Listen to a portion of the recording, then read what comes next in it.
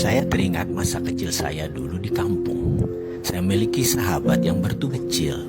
Namun karena keberanian dan kelincahannya, maka sebagai kiper penjaga gawang, bola sulit terus masuk ke gawangnya. Menonton dia main bola merupakan hiburan tersendiri karena gerakannya terlihat atraktif.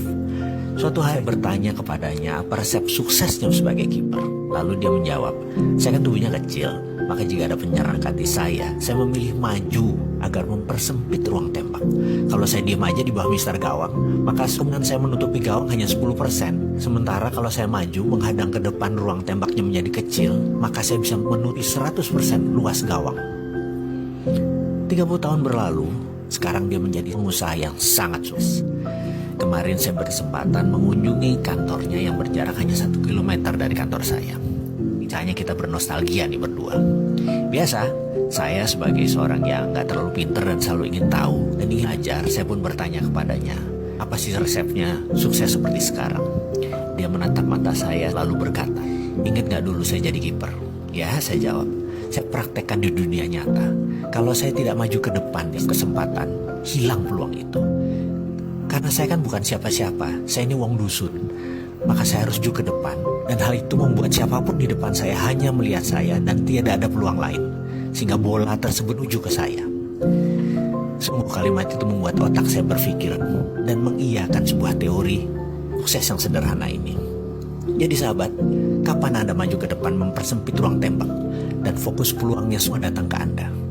Saya belajar dari sahabat saya tersebut yang bernama Helmi Yahya, seorang entertainment dan di ini. Kita tahu pemerintah sekarang sangat suka membangun infrastruktur, setuju? Tidak salah membangunnya. Saya nggak suka adalah hutangnya, bener nggak? Jadi ada ribuan cara untuk membangun tanpa hutang. Jadi saya ceritakan dulu adalah di mana kita di Kementerian Pertahanan dulu, sekali lagi bukan sekarang, jadi saya bilang itu udah masa lalu saya. Kita panggil 3 departemen, BUMN karena dia akan membangun, kemudian Menteri PUPR, kemudian Menteri Perhubungan karena jalan kalau udah jadi yang ngelola Menteri Perhubungan, gitu kan?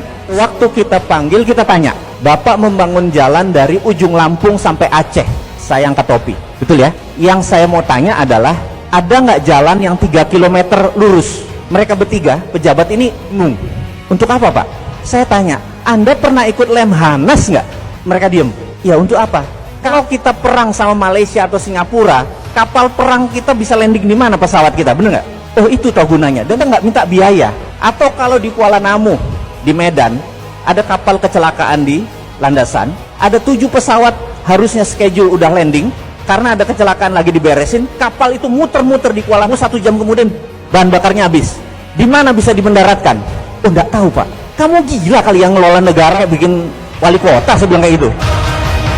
Jadi, melihat keadaan dunia saat ini yang dikuasai medical Thanos, harus kita menjadi Avengers terhadap kejahatan mereka. India misalnya, punya obat non-Thanos yang mereka produksi sendiri. Hanya $40 atau Rp500.000 selesai masalah positif COVID dari diri seseorang dengan tingkat kesuksesan 98%. Di sisi ekonomi, keadaan ekonomi dunia yang dikuasai Thanos, ekonomi yang namanya dolar dan sistem pinjaman IMF, kita harus buat imannya dengan rupiah. Thanos lain kita juga harus punya solusinya, yaitu mengalahkan Thanos teknologi Tiongkok, Thanos produk Tiongkok, Thanos uang Tiongkok, SDM Tiongkok yang sering dilindungi pejabat, yang kalau diganggu sama warga Indonesia, mati Indonesia itu, dan tidak akan dibantu lagi Indonesia itu sama Tiongkok. Ini berbahaya buat Tiongkok, karena negara Tiongkok adalah satu-satunya yang bisa menolong ekonomi, dan jangan bikin marah, karena mereka jadi nggak bisa bantu nantinya. Pejabat segitu rendahnya ya ke NKRI-anmu, kok herannya masih berkuasa dia, padahal rakyat nggak pilih dia loh, tapi dia bisa melakukan apa aja saat ini.